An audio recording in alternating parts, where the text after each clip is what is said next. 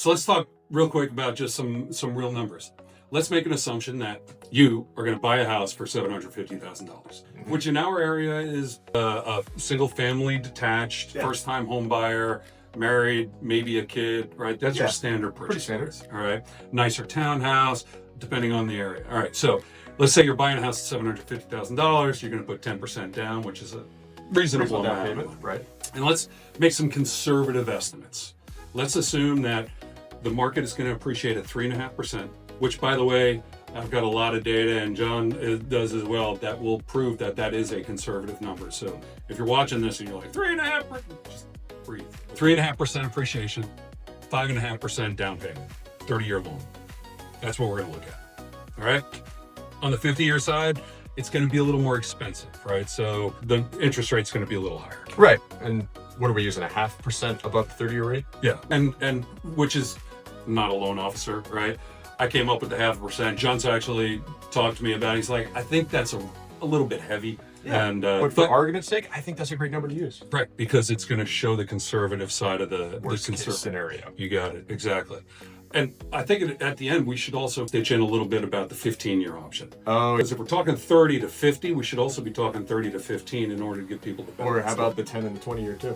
There's all the tools, right? Right. A billion different tools. None of them are perfect for anybody. So, all right, here's what freaks everybody out. Check out these numbers.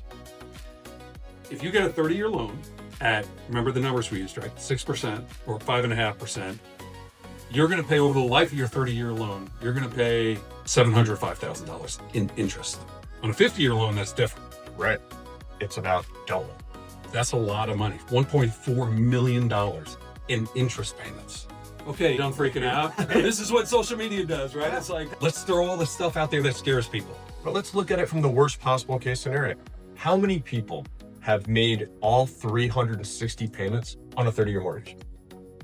I can't think of a single person. You actually asked the mic drop question at our office meeting. The place was packed with agents, a lot of senior agents, thousands and thousands of clients worth of experience. And John asked that question. How many clients or family members do you know that bought a house and then kept that same mortgage all the way through for 30 years? You guys want to guess how many? 0. None. Right. They either pay off the mortgage with a refinance or they sell and move. That is the most common scenario. Just because it's amortized over 30 years doesn't mean you make 30 years worth of payments. Right. So what are the most common, like, does it make sense to? So now we're not going to compare, to be clear, we're not comparing the 30-year $700,000 interest and the 50-year $1.4 million in interest. We've set those aside. That's what we just did.